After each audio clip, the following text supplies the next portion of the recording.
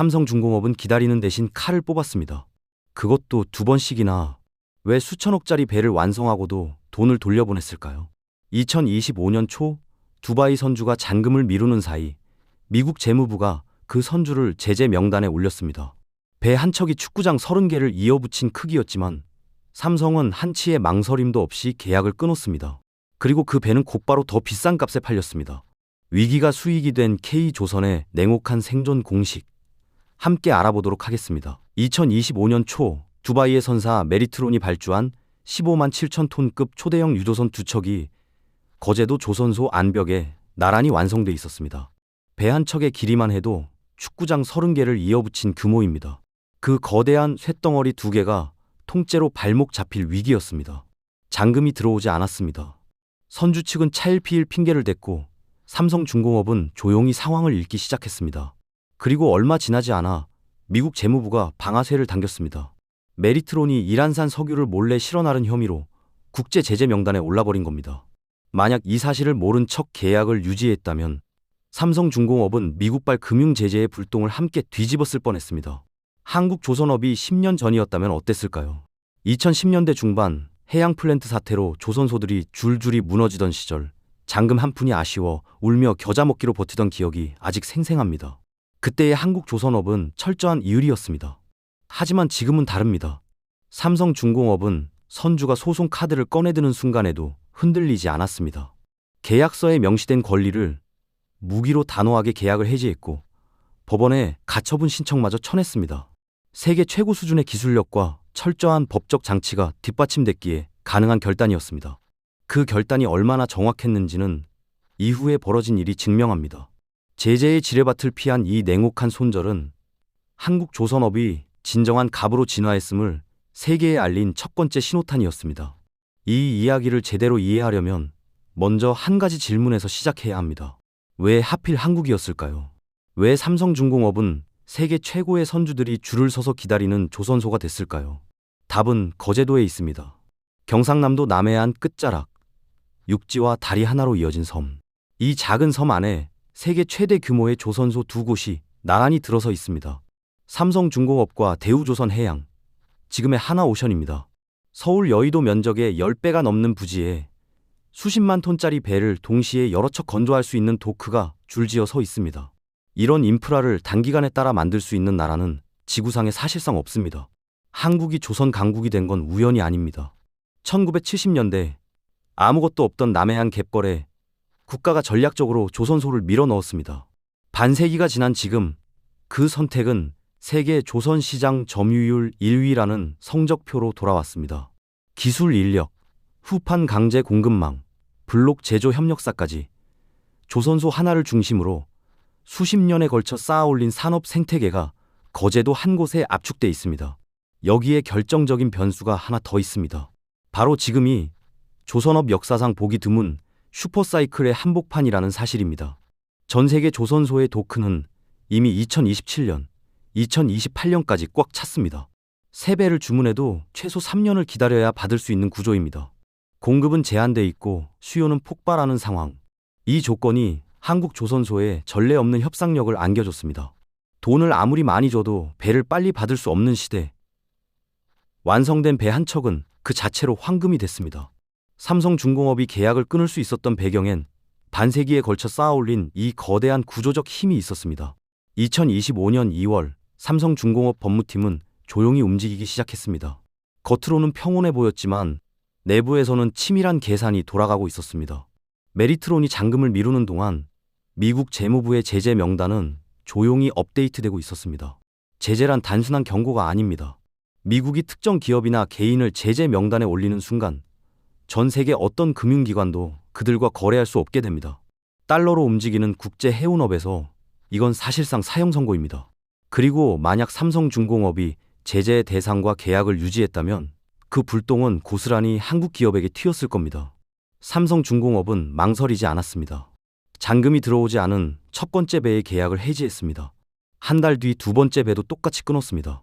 선주 측은 즉각 법원에 가처분 신청을 냈습니다. 수천억 원짜리 배를 빼앗길 수 없다는 논리였습니다. 그러나 삼성중공업은 계약서 한 장으로 그 주장을 무력화했습니다. 잔금 미납 시 조선소가 선박을 처분할 수 있다는 조항, 수십 년간 국제 계약 경험이 쌓아올린 법적 방패가 빛을 발한 순간이었습니다. 한국 조선업은 한때 이런 싸움에서 번번이 졌습니다. 2010년대 해양 플랜트 사태 당시 선주들의 무리한 설계 변경 요구와 공사비 미지급 앞에서 조선소들은 속수무책이었습니다. 수조 원의 손실을 떠안고도 버텨야 했던 이유는 단 하나, 다음 수주가 필요했기 때문입니다. 을의 서러움이었습니다. 그러나 지금의 삼성중공업은 달랐습니다. 시장이 바뀌었고 준비가 돼 있었습니다. 결단은 빠를수록 좋았습니다. 제재의 그물이 조여오기 전에 끊어낸 이 선택은 단순한 계약 해지가 아니었습니다. 지정학적 지뢰밭을 정확히 읽고 한치의 감정도 섞지 않은 냉혹한 프로의 판단이었습니다. 그리고 그 판단이 옳았다는 증거는 놀랍도록 빠르게 나타났습니다. 계약을 끊은 지 채 한 달도 지나지 않았습니다. 거제도 암벽에 묶여있던 유조선 두 척의 새 주인이 나타났습니다. 그리스의 대형 해운사 미네르바 말이었습니다. 그것도 웃돈을 얹어서 사갔습니다. 왜 그리스 해운사는 그토록 서둘렀을까요? 답은 지금 전 세계 바다에서 벌어지는 일을 보면 나옵니다. 2024년부터 예멘 후티 반군의 공격으로 수에즈 운하 통행이 사실상 막혔습니다. 중동에서 유럽으로 향하는 유조선들이 수에즈 대신 아프리카 희망봉을 빈 돌아가야 하는 상황입니다. 서울에서 부산을 가야 하는데 제주도를 한 바퀴 돌아가는 셈입니다. 항로가 길어지면 배가 더 많이 필요합니다.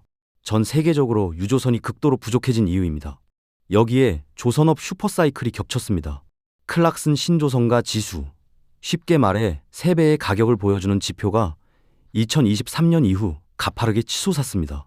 2023년에 계약했던 배 가격보다 지금 배값이 훨씬 비쌉니다. 새 배를 주문하면 최소 3년을 기다려야 합니다. 그러니 당장 투입 가능한 완성된 배 한 척은 해운사 입장에서 3년치 기다림을 돈으로 사는 것과 같습니다.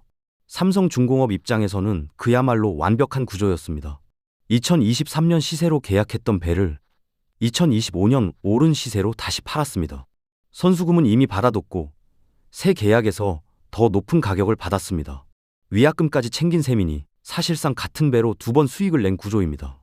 업계에서는 이를 리세일이라 부릅니다. 취소된 배를 즉시 재판매하는 방식인데 지금 같은 슈퍼사이클에서는 조선소에게 황금알을 낳는 거위가 됩니다. 10년 전만 해도 상상도 못할 일이었습니다. 수주 절벽 시대, 배 한 척이라도 더 팔려고 단가를 낮추고 무리한 조건도 받아들이던 시절과는 완전히 다른 세계입니다. 지정학적 혼돈이 만들어낸 공급 부족, 반세기에 걸쳐 쌓아올린 기술력, 그리고 냉정한 계약 관리 능력. 이 세 가지가 맞물리며 K조선은 위기를 수익으로 바꾸는 연금술을 완성했습니다. 그런데 여기서 잠깐 멈춰야 합니다. 화려한 반전 뒤에는 반드시 그늘이 있습니다. 슈퍼사이클의 과실을 따먹는 동안 한국 조선업이 조용히 치르고 있는 대가가 있습니다. 가장 먼저 터진 곳은 사람이었습니다. 수주 절벽 시대를 버티며 조선소들은 인력을 대규모로 줄였습니다. 거제도와 울산, 통영 일대의 조선 협력사들이 줄도산했고 숙련 용접공과 도장 기술자들이 뿔뿔이 흩어졌습니다. 그런데 슈퍼사이클이 오자 갑자기 사람이 필요해졌습니다. 10년 넘게 기술을 갈고 닦은 장인들은 이미 현장을 떠난 뒤였습니다. 지금 거제도 조선소 현장에는 외국인 노동자 비율이 빠르게 늘고 있습니다. 기술 공백을 메우는데 시간이 걸리고 그 빈자리는 납기 지연이라는 리스크로 도아올 수 있습니다. 두 번째 균열은 하청 구조 깊숙한 곳에 있습니다. 삼성중공업, 한화오션, HD현대중공업 같은 대형형 조선소들이 수익을 키우는 동안 실제 배를 만드는 수백 개의 협력사들은 여전히 빠듯한 단가를 받고 있습니다. 슈퍼사이클의 과실이 고르게 나눠지지 않는 구조입니다. 조선소 근처 원룸촌 임대료는 치솟는데 협력사 직원들의 임금은 제자리 걸음인 경우가 많습니다. 성장의 온기가 아래까지 닿지 않는 문제는 어제 오늘의 일이 아닙니다. 세 번째는 중국이라는 변수입니다. 현재 중국 조선업은 물량 기준 세계 1위입니다. 가격 경쟁력을 앞세워 저가 선박 시장을 빠르게 잠식하고 있고 LNG 운반선 같은 고부가 가치 선박 영역까지 기술 추격의 속도를 높이고 있습니다. 지금 한국이 누리는 프리미엄은 기술 격차에서 나옵니다. 그 격차가 좁혀지는 속도가 생각보다 빠릅니다. 슈퍼사이클이 끝난 뒤를 지금부터 준비하지 않으면 다음 불황은 이전보다 더 깊을 수 있습니다. 호황의 달콤함 뒤에는 언제나 구조적 질문이 따라옵니다. 지금 번 돈을 어디에 쓸 것인가? 사람을 키울 것인가? 기술에 투자할 것인가? 아니면 단기 실적에 집중할 것인가? 그 선택이 다음 사이클의 승패를 가를 것입니다. 한국조선업의 진짜 시험은 어쩌면 지금부터 시작인지도 모릅니다. 한국조선업의 이 극적인 반전을 제대로 이해하려면 잠깐 시선을 옆으로 돌려볼 필요가 있습니다. 비슷한 길을 걸었던 나라가 있습니다. 바로 일본입니다. 1970년대 일본은 세계 조선업의 절대 강자였습니다. 전체 선박의 절반 가까이를 일본 조선소가 만들던 시절이었습니다. 그런데 1980년대 엔고 충격과 인건비 상승이 겹치자 일본 조선업은 빠르게 경쟁력을 잃기 시작했습니다. 설상가상으로 구조조정 타이밍을 놓쳤습니다. 불황이 와도 고용을 유지하는 문화, 빠른 의사결정보다 합의를 우선시하는 기업 문화가 발목을 잡았습니다. 결국 일본은 고부가 가치 선박 시장에서 한국의 2위 자리를 내줬고 지금은 중국에도 물량 기준으로 밀린 상태입니다. 기술은 있었지만 시장 변화에 유연하게 대응하는 결단력이 부족했습니다. 반면 한국은 2010년대 혹독한 구조조정의 고통을 치르면서도 LNG 운반선, 초대형 컨테이너선 같은 고난도 선박에 집중 투자했습니다. 그 뼈아픈 선택이 지금의 협상력을 만들었습니다. 두 나라의 차이는 결국 위기 앞에서의 선택으로 갈렸습니다.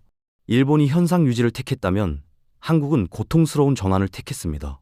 구조는 비슷했지만 결단의 속도와 방향이 달랐습니다. 그렇다면 지금 한국 조선업이 놓치지 말아야 할 교훈은 무엇일까요? 일본의 실패는 호황기에 씌어졌습니다. 잘 나가던 시절 변화의 필요성을 느끼지 못했고 투자를 게을리했습니다. 지금 한국이 슈퍼사이클의 과실을 즐기는 동안 중국은 조용히 기술 격차를 좁히고 있습니다. 2025년 현재 중국은 LNG 운반선 수주 비율을 빠르게 끌어올리고 있습니다. 한국만의 독점 영역이 흔들리기 시작한 신호입니다. 호황은 반드시 끝납니다. 지금 이 순간 삼성중공업의 냉혹한 계약 해지가 빛나 보이는 이유는 단순히 돈을 더 벌었기 때문이 아닙니다. 시장을 읽고 리스크를 끊고 더 나은 선택을 했기 때문입니다. 그 판단력이 다음 불황에도 살아있을 때 한국조선업은 진정한 갑의 자리를 지킬 수 있습니다. 지금 번 돈과 쌓인 자신감이 미래를 위한 투자로 이어지느냐, 그것이 핵심입니다. 슈퍼사이클의 한복판에서 한국조선업은 조용히 다음 판을 준비하고 있습니다.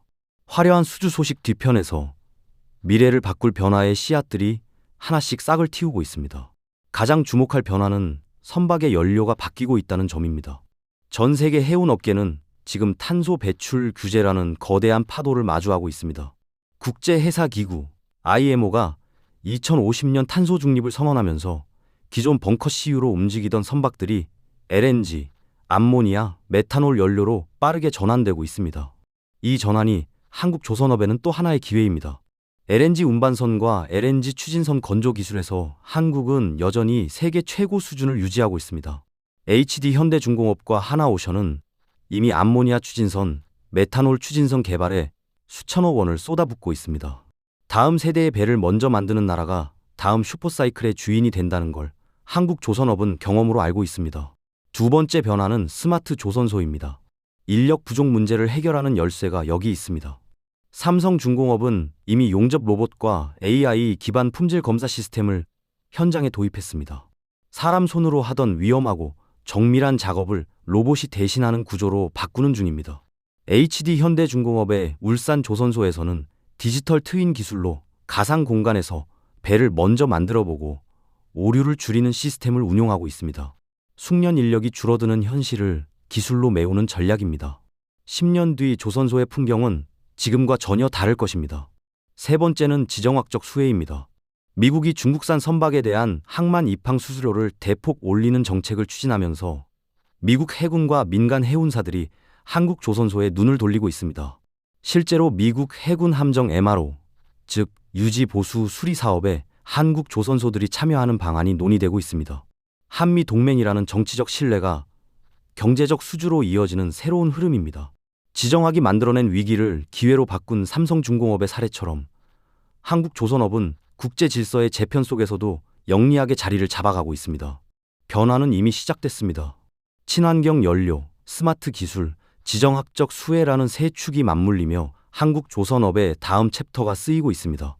반세기 전 갯벌 위에 세운 조선소가 세계를 움직이는 산업으로 성장했듯 지금의 선택들이 또 한 번의 도약을 만들어낼 것입니다. 결국 이 이야기의 본질은 배 두 척이 아닙니다. 위기를 읽는 눈과 그 순간 흔들리지 않는 결단력입니다. 삼성중공업이 수천억짜리 계약을 스스로 끊어낸 그 결정은 하루아침에 만들어진 게 아니었습니다. 2010년대 해양 플랜트 사태의 뼈아픈 실패, 수주 절벽 시대의 혹독한 구조조정, 그리고 그 고통 속에서도 포기하지 않았던 기술 투자. 그 모든 시간이 압축된 한 장의 계약 해지 통보였습니다. 한국조선업의 진짜 경쟁력은 도크의 크기도 배의 톤수도 아닙니다. 실패에서 배우고 시장을 냉정하게 읽으며 결정적인 순간에 망설이지 않는 힘입니다. 그러나 방심은 금물입니다. 지금 이 순간에도 중국은 조용히 기술 격차를 좁히고 있고 슈퍼사이클은 언젠가 반드시 끝납니다. 호황기의 구조를 바꾸지 못하면 다음 불황은 더 깊고 더 길 수 있습니다. 지금 한국조선업이 벌어들이는 천문학적인 수익이 숙련 인력 양성과 친환경 기술 개발로 이어지지 않는다면 우리는 10년 뒤 또다시 같은 위기 앞에 서게 될지 모릅니다. 반세기 전 아무것도 없던 남해안 갯벌에서 시작한 한국조선업은 지금 세계의 바다를 움직이는 산업이 됐습니다. 그 여정이 증명하는 건 단 하나입니다. 위기는 준비된 자에게 기회가 된다는 것. 그렇다면 지금 이 슈퍼사이클이 끝난 자리에서 한국조선업은 과연 어떤 모습으로 서 있을까요? 오늘 영상이 유익하고 재밌으셨다면 구독과 좋아요 부탁드리겠습니다. 영상 제작에 큰 힘이 됩니다. 다음 영상에서 뵙겠습니다.